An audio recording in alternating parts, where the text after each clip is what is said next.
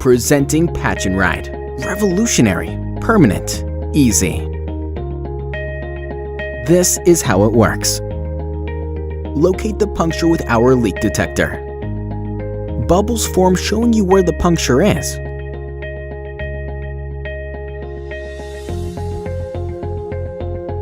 Next, pinch your tire and insert the Patch and Ride tool in a twisting motion.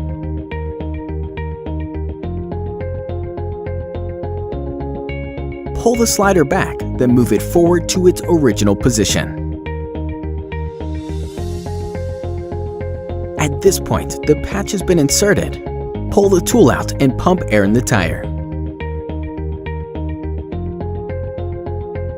Here's how the innovative technology works on the inside of the tire.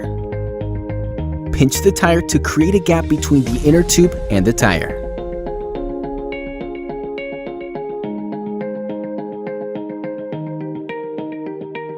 You will now see how the patch is inserted and lays on the top of the inner tube.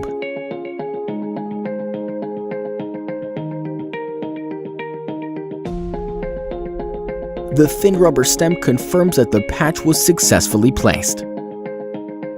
Add air and you are ready to continue your ride.